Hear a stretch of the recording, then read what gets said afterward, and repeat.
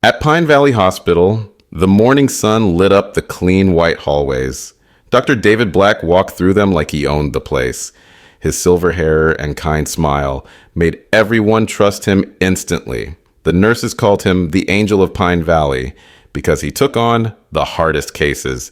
They didn't know that angels could have dark wings. In a messy police office downtown, Detective Emma Wilson stared at two things on her desk: a cold cup of coffee and a worn photo of her little sister, Jenny. 5 years ago, Jenny went into Pine Valley Hospital for a simple operation on her knee. She never came out. The hospital said it was because her heart suddenly stopped, but they burned her body so fast that Emma couldn't even say goodbye.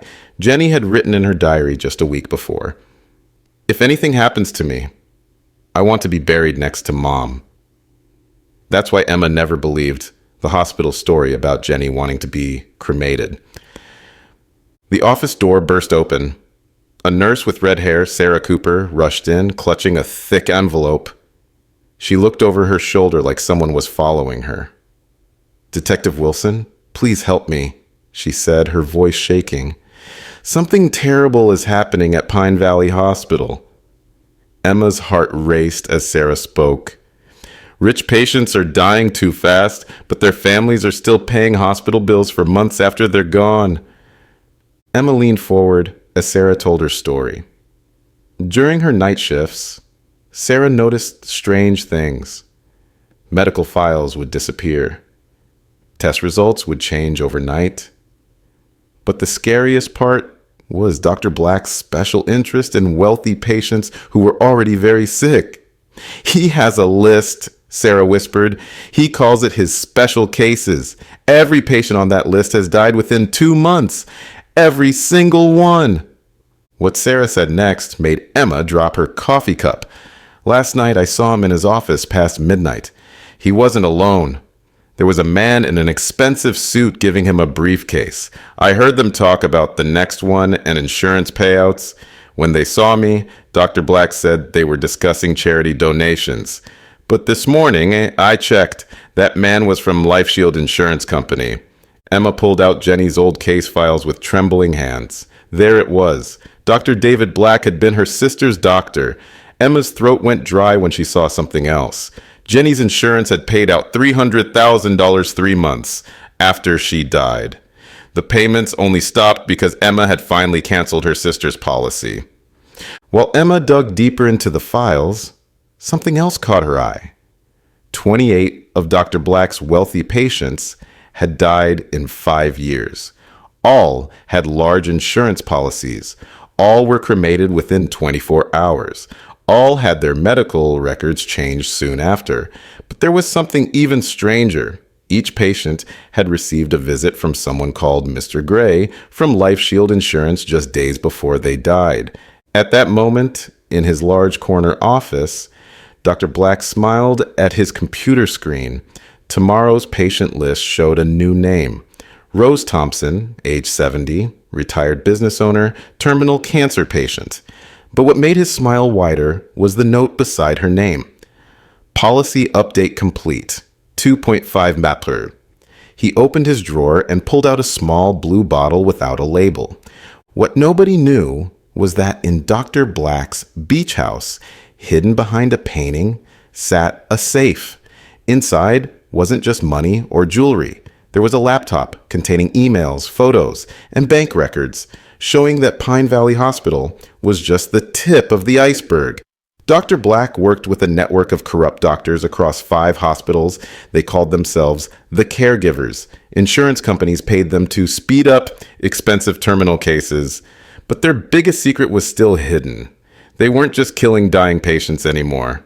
In the hospital's basement, in a forgotten filing cabinet, lay an old paper file marked Project Mercy.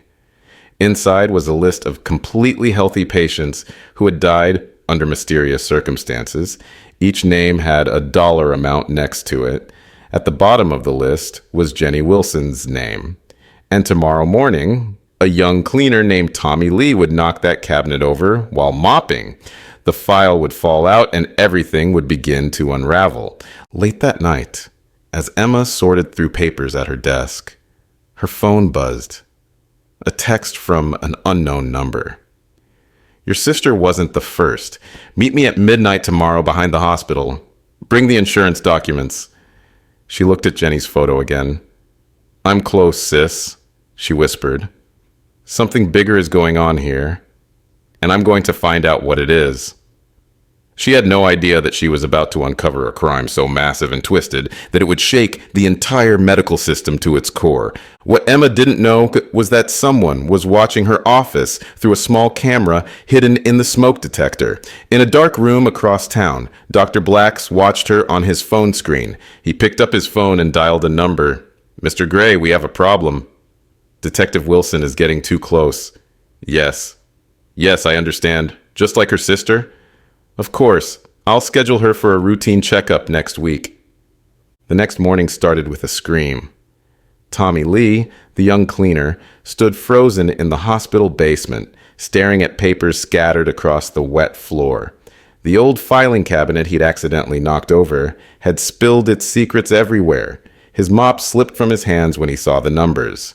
$500,000, $750,000, $1,000. Next to names of people who had died. But what made his blood run cold was the last page. It was a photo of Dr. Black, shaking hands with men in expensive suits, dated just 3 days before Jenny Wilson's death. Up in his office, Dr. Black was meeting with Mr. Gray, who didn't look happy. The insurance companies are getting nervous, Mr. Gray said, straightening his red tie. Too many payouts from your hospital. People might start asking questions. Dr. Black laughed softly. People have been asking questions for years. They never find answers. He opened his computer and showed Mr. Gray a list. Look, 20 more patients, all with updated policies. By next month, the caregivers will have earned enough to disappear forever. Meanwhile, Detective Emma was talking to someone who could blow the whole case open. Linda Parker, a retired nurse who had worked at Pine Valley Hospital for 30 years, sat across from her desk. It started small, Linda explained, her hands shaking as she sipped her tea. Just terminal patients who were suffering. Dr. Black said he was helping them find peace. She paused, tears in her eyes. Then I noticed something strange. Rich patients who came in for simple checkups would suddenly develop serious problems. Young, healthy people would go in for minor surgery and never wake up. Emma's phone buzzed again. Another text from the unknown number. Can't meet tonight, they're watching. Check the basement files. And whatever you do, don't go to your doctor's appointment next week. Emma's heart stopped. She hadn't told anyone about that appointment. How did this person know? Back at the hospital, Tommy Lee was about to put the files back when he noticed something odd. Behind the fallen cabinet was a small door painted to match the wall. Using his phone's light, he found more files inside. These were different. They contained emails between Dr. Black and someone called the director. One email made him gasp. Project Mercy was just the beginning. Project Phoenix starts next month. Same procedure, but this time we target the young ones. Better insurance payouts. Dr. Black's phone rang. Sir, we have a situation, said a nervous voice. The cleaner found the old files. Dr. Black's smile disappeared. Which ones? He asked calmly. All of them, sir, including Project Phoenix. Dr. Black opened his desk drawer and pulled out a small black book. Send his photo to our friends at LifeShield. Schedule him for a wellness check tomorrow morning. Emma was driving home when her car suddenly lost power. The steering wheel locked up. The brakes didn't work. As the car sped toward a sharp turn, she saw a familiar red tie in her rearview mirror. Mr. Gray was following her. She had seconds to make a decision. At that exact moment, Tommy Lee was walking home, the photos from the hidden room safely stored on his phone. He'd sent copies to his email, just in case. A black car pulled up beside him. Tommy Lee, called a friendly voice. I'm Dr. Walker from Pine Valley. We got your test results back. Could you come with us? It's urgent. Linda Parker sat in her living room, looking at an old group photo from the hospital. She slowly recognized faces, 5 doctors who now worked at different hospitals across the state, all connected to mysterious deaths, all linked to Life Shield insurance. She reached for her phone to call Emma, then stopped. There was someone in her backyard, watching through the window. In his beach house, Dr. Black received another email from the director. Project Phoenix goes live next week. Target list attached. First name, Emily Wilson. Detective Emma Wilson's daughter. Dr. Black smiled as he forwarded the email to Mr. Gray. Neither of them noticed the small red light blinking on Dr. Black's laptop camera. Someone else was watching. Late that night, as Emma finally got her car under control and caught her breath, her phone buzzed one last time. Don't trust Linda Parker. She's not who she says she is. Check her medical license. She never retired. She still works for them. The real Linda Parker died 15 years ago. The pieces were starting to fit together, but the picture they formed was darker than Emma had ever imagined. As she sat in her car, shaking, a young man ran past, clutching his phone. It was Tommy Lee, running for his life. Behind him, a black car moved slowly through the dark streets, its headlights off. And high above, in Dr. Black's office, a single light still burned as he prepared for tomorrow's special cases. Dawn broke over Pine Valley Hospital as Tommy Lee hid in a storage closet, his heart pounding. Through a crack in the door, he watched Dr. Walker and 2 men in black suits searching the halls. His phone felt heavy in his pocket. Those photos were now worth more than gold. He had tried sending them to Detective Emma, but the hospital's internet was mysteriously down. Then he heard a voice that made his skin crawl. Find him before he talks to anyone. The director wants this cleaned up by noon. Emma sat in her car outside her daughter Emily's school, hands gripping the steering wheel. She had just dropped off her 11-year-old, possibly for the last time, if Dr. Black's plans worked out. A tap on her window made her jump. It was Sarah Cooper, the nurse, looking terrified. They killed Tommy Lee's brother an hour ago, she whispered. Car accident. But get this, his brother was scheduled for a wellness check today with Dr. Black. Back at the police station, Emma dug into Linda Parker's past. What she found sent chills down her spine. The real Linda Parker had indeed died 15 years ago in a house fire that destroyed all records of her work at 5 different hospitals. The woman Emma had interviewed was someone else entirely. Security camera footage showed Linda leaving Emma's office and getting into a car with Mr. Gray. Meanwhile, Dr. Black was in surgery, performing what the schedule called a routine appendectomy on a wealthy businessman. But today's patient was different. He knew too much about Project Phoenix. As Dr. Black picked up a syringe filled with clear liquid, a young surgical nurse named Mary Chen watched with growing horror. She recognized the bottle. It wasn't anesthesia. Tommy Lee finally saw his chance. The men in suits went to check the parking garage. He ran to the basement, but stopped dead in his tracks. The filing cabinet was gone. The hidden door behind it had been sealed like it never existed. But Tommy had grown up poor, picking locks to survive. He pulled out a credit card and a paperclip. Emma received a package at her desk. Inside was a USB drive and a note. Your sister Jenny found this before she died. That's why they killed her. M. The drive contained thousands of insurance records. Healthy patients declared terminal. Terminal patients dying too fast. But something else caught her eye. A pattern of births at Pine Valley Hospital. Every child born there in the past 5 years had been signed up for a special child protection plan with Life Shield insurance. Dr. Black finished his surgery and made a call. It's done. Move on to the next phase. He walked to his office but froze in the doorway. Everything was exactly as he'd left it, except for one thing. His family photo was facing the wrong way. Someone had been here.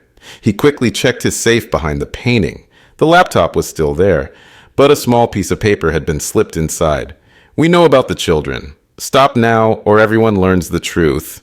Mary Chen, the surgical nurse, wasn't really a nurse at all. She was an FBI agent who had been working undercover for months. But as she reached for her phone to contact her handler, she felt a sharp prick in her neck. As her vision blurred, she saw Mr. Gray standing over her with a smile. "Say hello to Jenny Wilson for us," he said softly. Tommy Lee had finally gotten the hidden door open, but what he found wasn't more files. It was a small room filled with computers, each screen showing live feeds from different hospitals across the state. One monitor showed a list of names, children's names. Next to each name was a date and a dollar amount. Today's date appeared over and over. Then he saw it, Emily Wilson's name, highlighted in red. Emma was racing to her daughter's school when her phone rang. It was Tommy Lee. "Detective, you need to see this. They're not just killing patients for insurance money. They're planning something bigger. Every child born at their hospitals, they've been marking them somehow. Today is the day they start collecting." Before he could explain more, Emma heard a crash and Tommy screaming. The line went dead. In his beach house, Dr. Black opened a new email from the director. "Begin Project Phoenix Phase 2. The children are ready." Attached was a video. It showed hundreds of young patients across 5 hospitals, all getting routine vaccinations. But these weren't normal vaccines. Each syringe contained something that would lay dormant for years, waiting for a signal or a trigger. As night fell, Emma finally reached Emily's school. The parking lot was empty except for one car, a black sedan with a familiar red tie hanging from the mirror. On her windshield was a note. "Your daughter is safe. For now." "Let's talk about your retirement, Detective Wilson. The director has a generous insurance policy waiting for you." But Emma had one card left to play. Jenny hadn't died right away that night 5 years ago. She had left something behind, something even Dr. Black didn't know about.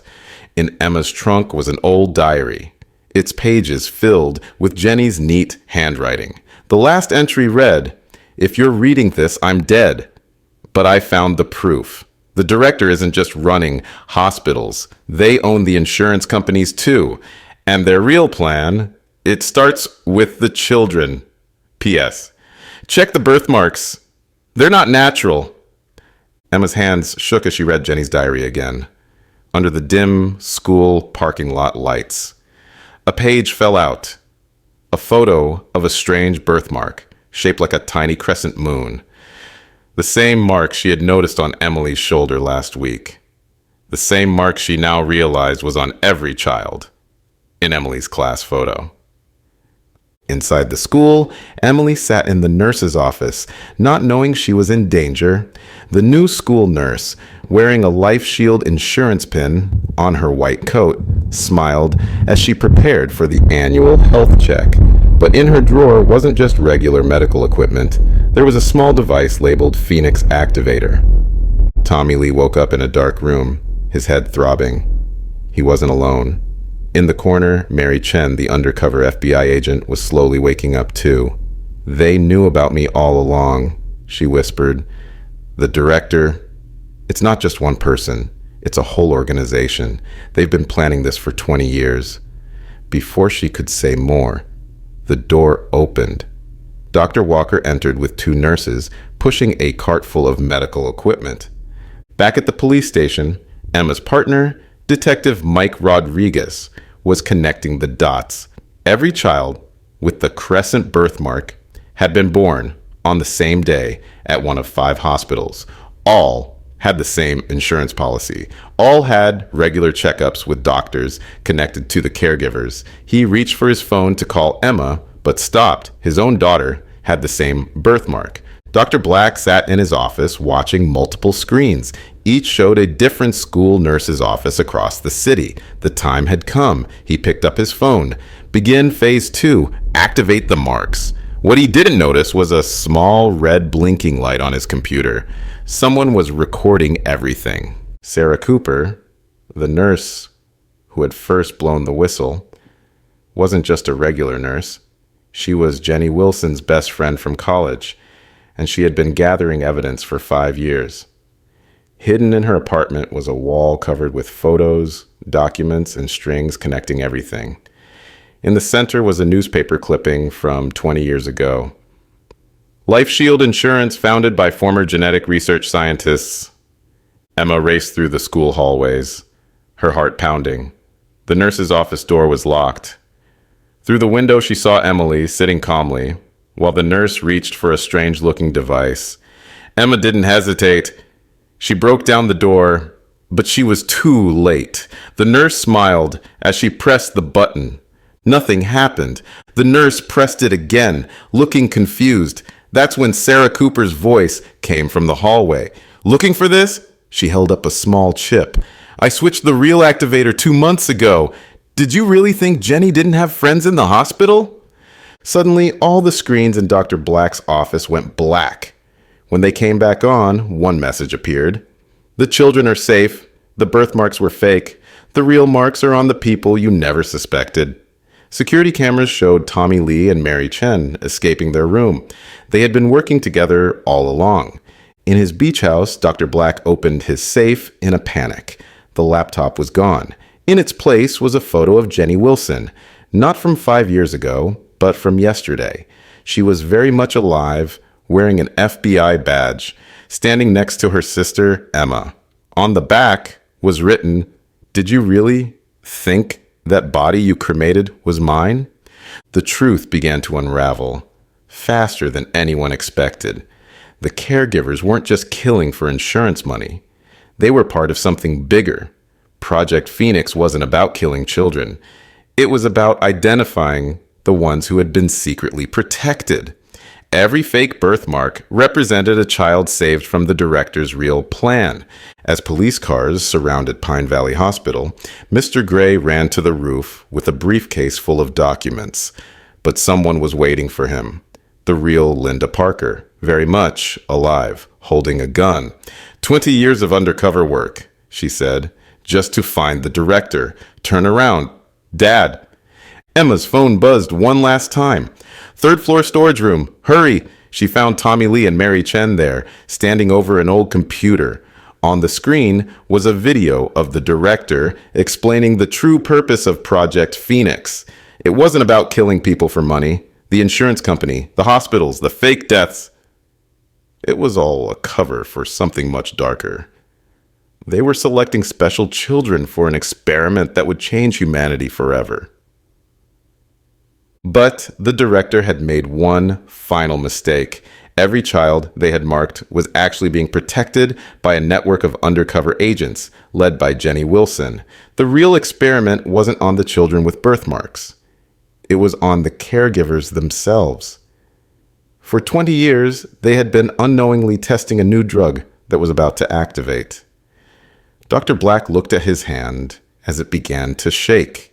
Remembering all the vitamin supplements the director had insisted they take. As night fell over Pine Valley Hospital, Emma finally hugged her sister Jenny, who had faked her death to go undercover. Emily was safe. She had never been in danger. The birthmark was painted on by Sarah Cooper to make the caregivers think she was one of their targets. But the real work was just beginning. Somewhere out there, the director was watching, planning, waiting. And on Dr. Black's computer, one final email arrived. "Phase 3 begins tomorrow. You didn't think this was the only hospital system we control, did you?" The morning after Pine Valley Hospital's raid brought more questions than answers. Jenny Wilson sat with Emma in their childhood home, finally explaining everything. "When I discovered their plan 5 years ago, I knew I had to disappear," Jenny said, showing Emma a thick folder. "Every dead patient in there is actually alive. We faked their deaths to save them. They're all undercover agents now, watching other hospitals." Meanwhile, Dr. Black sat in an interrogation room, his hands shaking worse than before. The vitamins were turning his fingers blue. Across the table, Detective Mike Rodriguez noticed something strange. A small, crescent-shaped scar behind Dr. Black's ear. Just like the fake birthmarks on the children. "When did you get that?" Mike asked. Dr. Black's eyes went wide with sudden understanding. "We weren't marking the children," he whispered. "They were marking us." Sarah Cooper was going through old hospital birth records when she found something terrifying. Every doctor in the Caregivers Network had been born in the same hospital network 30 years ago. She called Jenny immediately. "They didn't pick these doctors randomly. They were chosen before they were even born. Their own parents were the part of the experiment." In a hidden laboratory beneath LifeShield Insurance's headquarters, the director watched multiple screens showing hospitals across the country. Each screen showed a different doctor with the same blue-tinted hands. "Begin recording," the director spoke into a microphone. "Phase 3 test results. After 20 years of preparation, the genetic modification is finally showing. Our perfect doctors are ready." Tommy Lee and Mary Chen broke into Dr. Black's beach house, following a tip from Jenny. Behind the safe, they found another hidden room. The walls were covered with baby photos, hundreds of them, all current medical students at top hospitals, all with tiny crescent scars.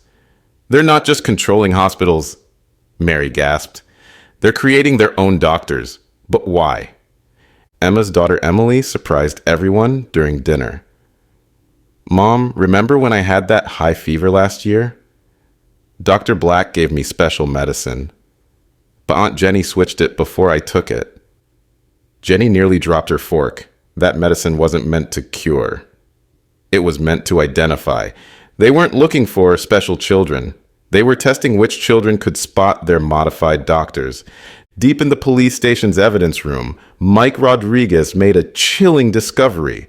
The blue tint spreading across Dr. Black's hands matched a classified military file from 50 years ago, Project Blue Light. The goal: create doctors who could survive any disease, heal faster than normal, and work without sleep.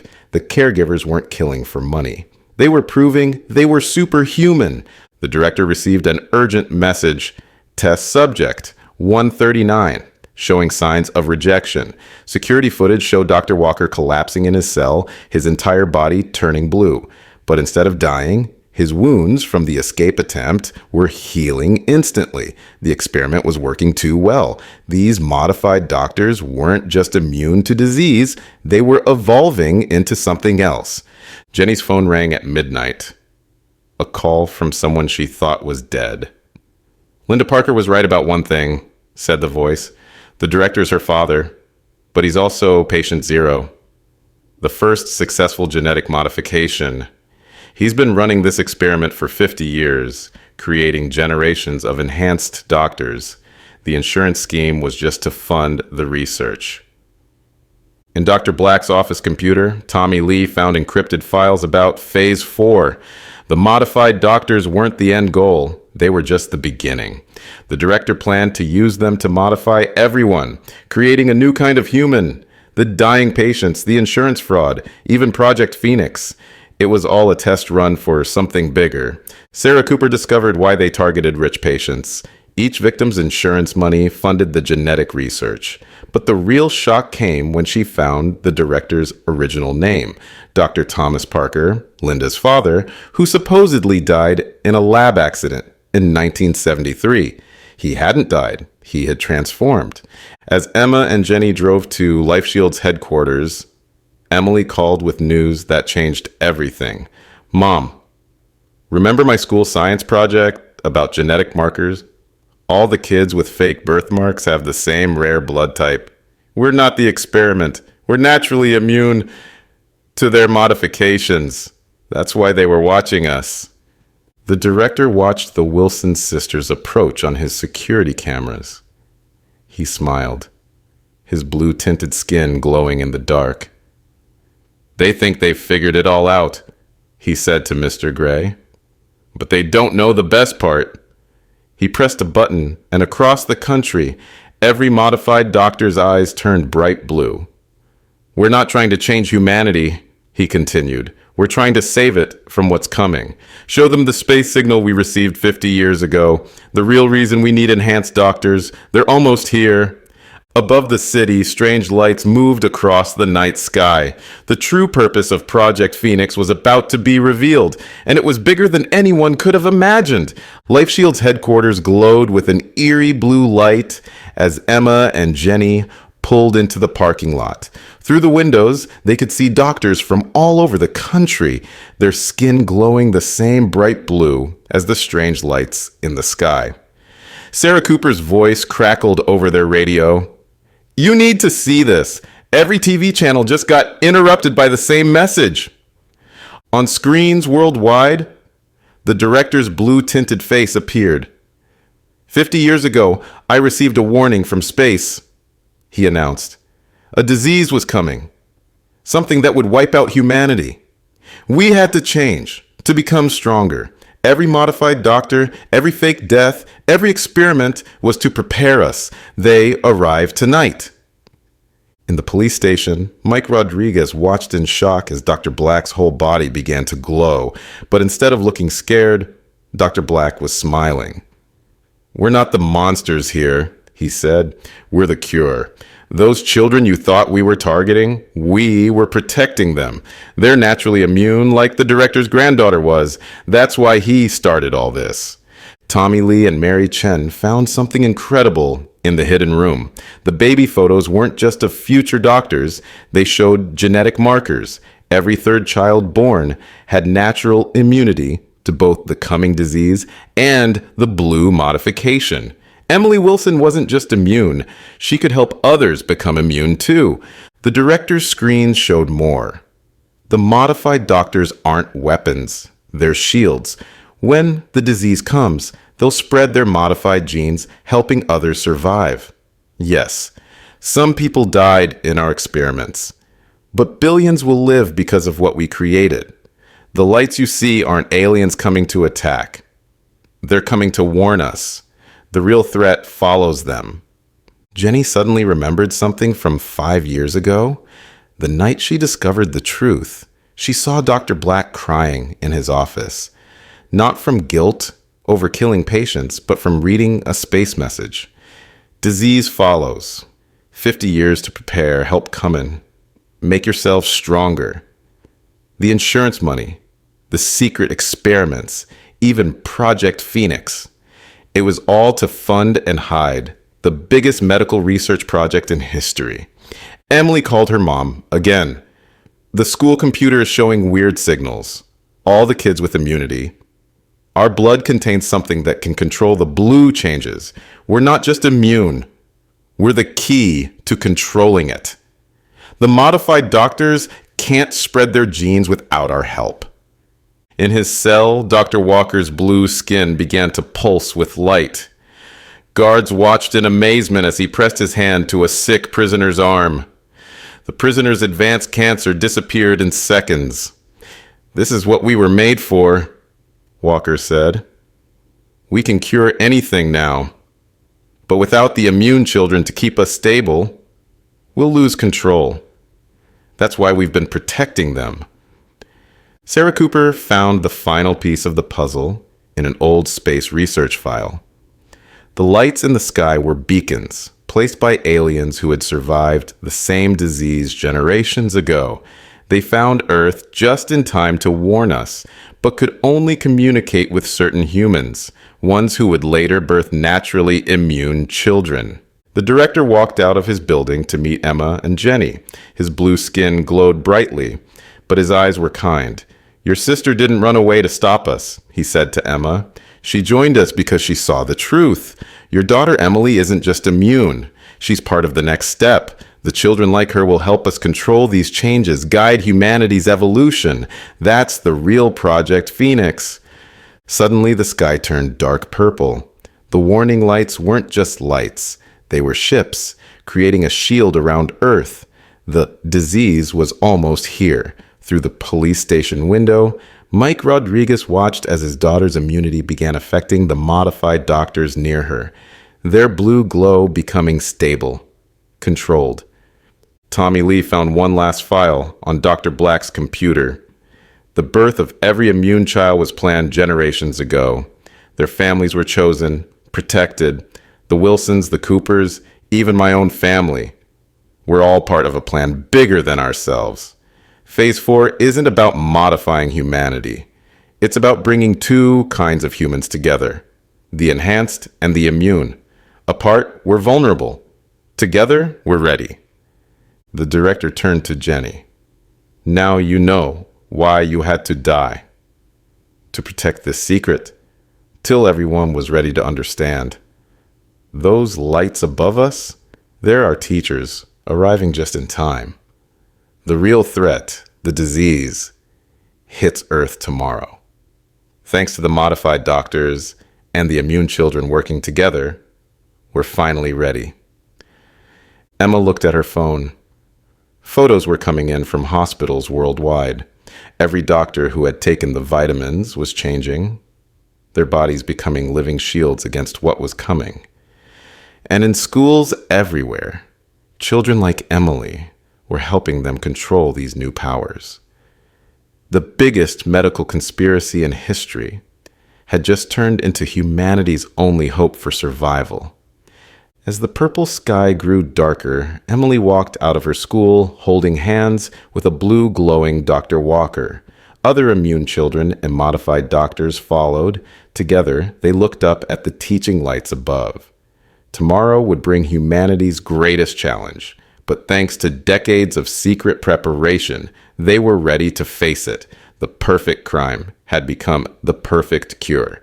Dawn never came the next morning. Instead, a purple haze covered the sky as millions watched the director's emergency broadcast. The disease isn't like anything you've ever seen, he explained, his blue skin pulsing. It doesn't just kill, it changes your DNA. Only our modified doctors and immune children working together can protect humanity.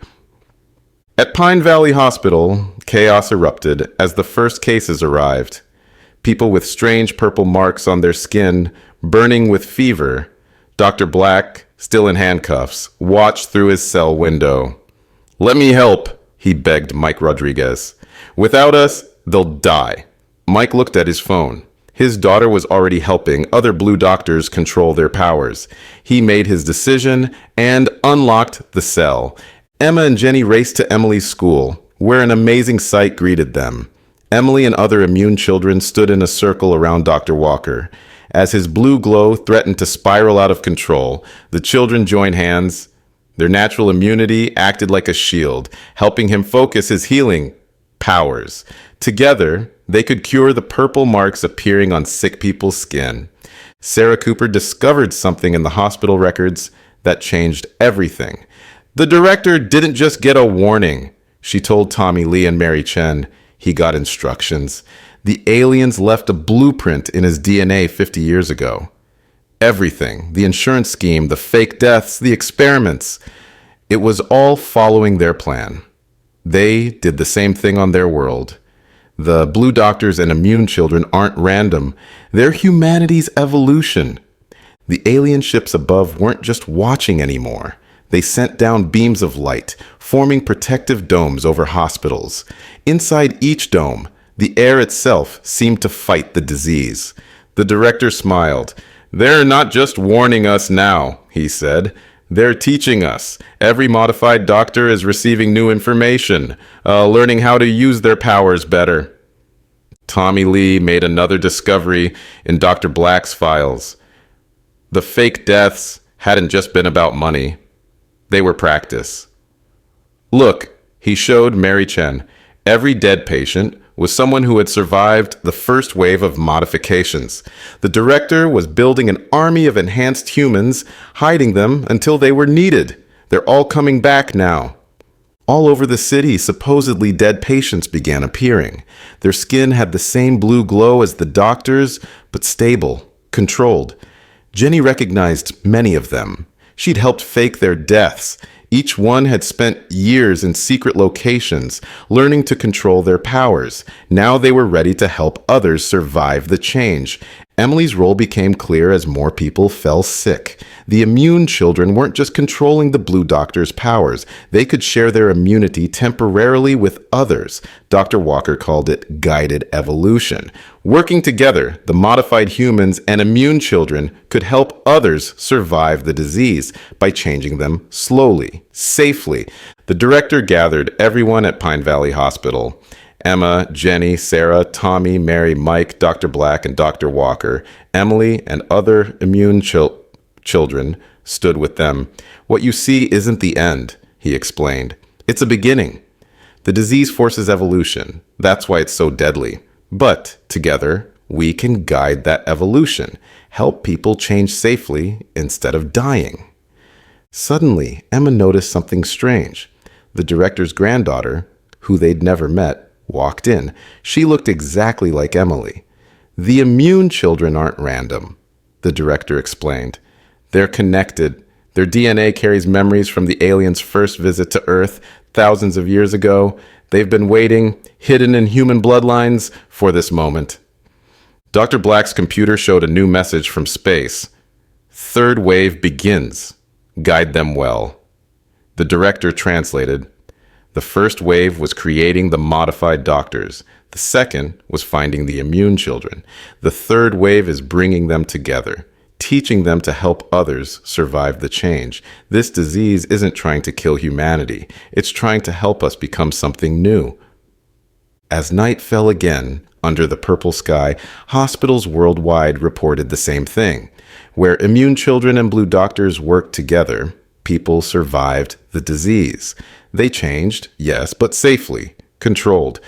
Some developed healing powers like the doctors. Others showed immunity, like the children. Everyone changed in their own way, but nobody died when guided by both groups, working together. Emily looked up at the purple sky, holding hands with both Dr. Walker and her mother. We're not fighting the disease, she said wisely. We're helping it help us. That's what the aliens learned. You can't stop evolution, but you can guide it. Around them, more people arrived at the hospital, sick with purple marks. But now, nobody was afraid. The perfect crime had become the perfect cure, and the perfect cure was becoming humanity's perfect evolution. The director's final message played worldwide. We are not ending. We are beginning. Every modified doctor, every immune child, every person who survives this change, you are humanity's next chapter. Together, we write it. 1 week into what the world now called the Purple Dawn, Pine Valley Hospital had become humanity's central command. Dr. Black, now working freely with Emma and Jenny, coordinated with hospitals worldwide. The disease had spread everywhere. But something unexpected was happening. Each person changed differently, creating new abilities humanity had never seen before. Sarah Cooper had turned the hospital cafeteria into a research center, tracking the changes. It's like a puzzle, she explained to Tommy Lee. Look at this pattern. Musicians who survive develop sound-based healing powers. Artists can now heal through colors. The disease isn't just making us stronger. It's turning everyone's natural talents into healing gifts. Emily made a breakthrough during a healing session with other immune children. When they worked with Dr. Walker, she noticed something in his memories. The aliens didn't just visit Earth 50 years ago, she told her mother. They've been guiding us for thousands of years. Every major medical discovery in history, penicillin, vaccines, even aspirin, came from dreams they sent to doctors. The director called an emergency meeting. His blue skin now shimmered with rainbow colors, showing he had reached the final stage of change. The purple sky isn't just protecting us, he revealed. It's a giant mirror, reflecting back Earth's own healing energy. The aliens used the same method to save their world, but Earth's version is different. It's creating powers we never expected. Mike Rodriguez brought shocking news from the police station. Crime had dropped to 0 worldwide. The changes affect the brain too, he explained. People are feeling more connected, more empathetic. Even hardened criminals are turning themselves in, asking to help with healing others. Dr. Walker discovered why the insurance company scheme had been so important. The money didn't just fund research, he said. It created a network. Every insurance policy was like a map showing which bloodlines carried immunity and which had potential for modification. The director spent 50 years building a perfect web of humanity's potential. Jenny found herself developing a new ability. She could see people's healing potential as colored auras. That's why we faked so many deaths, she realized. Those people needed time for their powers to develop naturally. If they had stayed in society, the change would have been too fast, too dangerous. Tommy Lee and Mary Chen made another discovery in the hospital basement. The hidden room's computers weren't just storing data. They were receiving signals from the alien ships. The signals showed the next phase. Earth's atmosphere would permanently change, filled with healing energy that would protect humanity forever. Emily gathered all the immune children for a special experiment. When they joined hands with the modified doctors, they could temporarily share their memories with regular people. Through these shared visions, everyone could see the aliens' history, how they faced the same disease, changed, and became beings of pure healing energy. The director revealed his final secret. The disease wasn't a natural disaster or an attack. It was a gift left by the aliens during their first visit to Earth. They seeded our planet with this change millennia ago, he explained.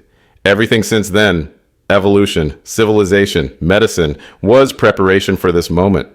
We're not just surviving, we're becoming what we were always meant to be. Dr. Black's computer received a new message from space. Fourth wave ready. Share the change. Around the world, the modified doctors and immune children began teaching others how to control their new abilities. Each person's change was unique, based on their talents and personality. Musicians healed through sound, teachers could share strength through knowledge, artists created healing through colors. Sarah Cooper found the pattern everyone had missed. The insurance company's symbol, a phoenix rising, wasn't just a logo. It was a map of humanity's DNA, showing how the changes would spread. Look, she pointed to ancient cave paintings Tommy Lee had discovered. This symbol appears throughout history. The aliens left signs everywhere, preparing us for generations. As the second purple sun set, Emma watched her daughter Emily working with Dr. Walker. Together, they weren't just healing bodies, they were healing souls, helping people accept and control their changes. The perfect crime had become the perfect cure, and now it was becoming humanity's perfect evolution. The director made one final broadcast. His body now glowed with all colors of the rainbow, showing he had completed the change. This was never about survival, he said. It was about becoming what we were always meant to be. The aliens didn't come to save us. They came to remind us how to save ourselves. Every person has a gift. The disease just helps us find it and use it to heal others. Outside Pine Valley Hospital, the first changed humans gathered. Some glowed blue like the doctors, others showed rainbow colors like the director. Each had a unique gift, a way to help others. Above them, the purple sky began to clear, revealing a new world ready for humanity's next chapter. The alien ships started to leave. Their work was done. Earth's evolution was now in humanity's hands. 1 month after the purple dawn, Pine Valley had changed beyond recognition. The hospital grounds now included a sprawling teaching center where changed humans helped others control their new abilities. Emma watched in amazement as her daughter Emily taught a class of former patients, their bodies glowing with different colors. Everyone's gift is connected to their heart's true purpose, Emily explained to her students. A former firefighter now controlled healing flames that burned away disease. A deaf musician could send waves of healing sound she couldn't hear herself. A retired teacher could share strength through stories. Each person's change reflected who they really were. Dr. Black made a surprising discovery while working with Sarah Cooper. The blue liquid in his veins wasn't just a modification, it was living memory. The aliens didn't just change us, he told the director. They gave us their history, their knowledge. Every blue doctor carries a piece of their story. Together, we hold the complete history of how they saved their own world. Tommy Lee and Mary Chen found something strange in the hospital's old security footage. The night before the purple dawn, every baby in the nursery had glowed briefly with rainbow colors. They were already changed, Mary realized. Every child born in the last 5 years carries the complete evolution. They'll grow up with full control of both healing and immunity. Jenny discovered why her fake death had been so important. The underground network of dead patients hadn't just been hiding. They'd been building safe spaces. All over the world, hidden hospitals and shelters opened their doors. Each one was designed to help people through the change safely, staffed by those who had changed first. The director gathered everyone for an urgent meeting. His body now looked almost transparent, filled with swirling colors like a living rainbow. The fourth wave isn't just about sharing the change, he explained. It's about choice. Some people aren't ready to change yet. Our job is to protect them too, to let them change in their own time. Mike Rodriguez reported something incredible from his police work. The changed humans weren't just healing bodies, they were healing minds. Former criminals working with immune children could now sense and heal emotional pain. Prisons were becoming healing centers. The changed guards and inmates worked together, helping others face their darkness and find their light. Sarah Cooper found a pattern in the hospital's old files. Every doctor who had ever worked at Pine Valley had felt drawn there, like it was calling them. The hospital itself had been built on special ground. The aliens didn't just visit 50 years ago, she told Emma. This place has been a healing site for thousands of years. That's why the director built here. Emily had a breakthrough during a healing session.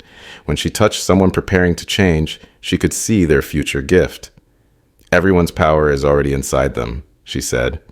The change just brings out what we've always been able to do. The aliens didn't give us new abilities. They reminded us of what humans forgot. Dr. Walker's research showed something incredible. The changed humans weren't just different on the outside. Their DNA had unlocked ancient codes that all humans carried. We're not evolving into something new, he explained to his patients. We're remembering what we used to be, what humanity was always meant to become. The director received a final message from the departing alien ships. The circle closes. You remember now. Teach them well. He translated for everyone. Earth isn't just our home. It's a living being, and humanity is its healing system. We forgot this long ago. The disease, the changes, they're Earth helping us remember our true purpose. In the hospital garden, now blooming with plants never seen before, Emma watched her daughter working with other immune children. They weren't just controlling powers anymore. They were teaching others how to feel the living energy in everything. The perfect crime had become the perfect cure, then the perfect evolution, and now it was becoming the perfect awakening. Jenny made one final discovery in the hospital's oldest records. The name Pine Valley came from ancient stories of a place where people could go to be healed by touching the trees. The hospital hadn't been built here by accident. The director didn't choose this place, Jenny told her sister. The land chose him. It's been waiting for us to remember. As another purple sunset painted the sky, the changed humans gathered in the hospital garden. Some glowed blue, others sparkled with rainbow colors, but all were connected. The aliens' ships had gone, leaving humanity to write its own next chapter. The perfect crime that started in one hospital had unlocked humanity's forgotten gifts, healing not just bodies, but the whole world. 1 year after the Purple Dawn, Pine Valley Hospital held a special ceremony. Emma, Jenny, and Emily stood with the director as he unveiled a memorial wall. On it were the names of everyone who had helped expose the perfect crime. But now they were honored as heroes who had helped reveal humanity's perfect potential. Dr. Black, his blue glow now stable and warm, worked in a new ward called the Rainbow Room. Here, people could choose when and how to change. Some want to wait, he explained to Sarah Cooper, whose research had helped thousands understand their new gifts. Others are ready but scared.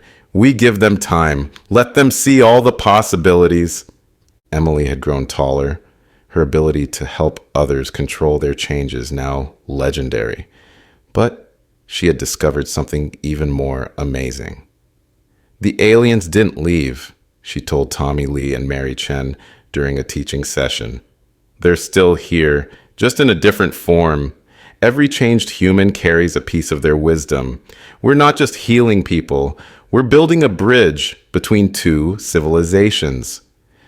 The director, now almost invisible, except for swirling rainbow colors, made his last public appearance. "A year ago, you thought we were killing people for insurance money," he said, looking at Emma. "The money built our network, yes. But what we were really doing was building humanity's safety net.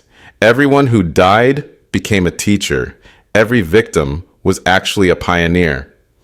Mike Rodriguez brought news from around the world. The changed humans had transformed society. Hospitals were now healing centers for body, mind, and spirit. Schools taught both regular subjects and how to use healing gifts. Even prisons had become places of transformation, where changed inmates helped new arrivals find their true purpose. Jenny and Dr. Walker made a groundbreaking discovery. The blue liquid in modified doctors' veins wasn't just alien memory. It was Earth's original healing energy. "The aliens didn't change us," Jenny announced. "They helped us reconnect with Earth's power. Every human has this ability. We just forgot it over thousands of years." Sarah Cooper's research revealed the final truth about Pine Valley. The hospital sat on a meeting point of Earth's energy lines. "These places exist all over the world," she explained. "The ancient humans knew about them. They built healing temples here. We didn't choose these locations for hospitals by accident. Something in us remembered." Emily gathered all the children for what she called the Rainbow Circle. When they joined hands, their combined energy could heal not just people, but places. Dead forests grew back overnight. Polluted rivers ran clean. The children weren't just healing bodies, they were healing Earth itself. Tommy Lee found one last hidden file in the hospital basement. It was the director's original journal from 50 years ago. The first entry read, "They didn't pick me by accident. My family has guarded Earth's healing places for generations. The aliens didn't give me new knowledge. They helped me remember what my ancestors knew." Dr. Black's final research paper shocked the world. The disease hadn't been a threat. It was Earth's immune system trying to wake up its healers. Humanity was meant to be Earth's healing network. The insurance scheme, the modified doctors, the immune children, all of it was Earth trying to rebuild its broken healing system. The director's granddaughter, now a young woman identical to Emily, revealed the last piece of the puzzle. "The aliens look different on their world," she said. "Here, they became pure healing energy. That's what the purple sky was. Their energy mixing with Earth's to help us change. But the real power was always inside us." As Pine Valley Hospital celebrated its first anniversary as a global healing center, Emma watched her daughter teaching a new group of children. Their small hands glowed with rainbow colors as they learned to feel Earth's healing energy. The perfect crime had become the perfect cure, then the perfect evolution, and finally, the perfect awakening. But it wasn't an ending. It was humanity's new beginning. Jenny found one last message from the aliens, hidden in the changed humans' shared memories. You were always meant to be healers, not just of bodies, but of your whole world. The crime wasn't taking lives. It was letting humanity forget its true purpose. Now you remember. Now you can begin. The final scene showed Pine Valley at sunset. Changed humans of every color worked together, teaching, healing, learning. Children played in gardens that glowed with healing energy. Former criminals worked alongside doctors, each using their unique gifts to help others. The hospital was no longer just a building. It was the heart of humanity's new purpose. Emma, Jenny, and Emily stood together, their bodies glowing with different colors but connected by the same healing energy. Above them, the sky still held a touch of purple, a reminder of the day humanity remembered what it was always meant to be. The perfect crime had revealed the perfect truth. We were never just humans. We were Earth's healers, finally awake and ready to fulfill our true purpose.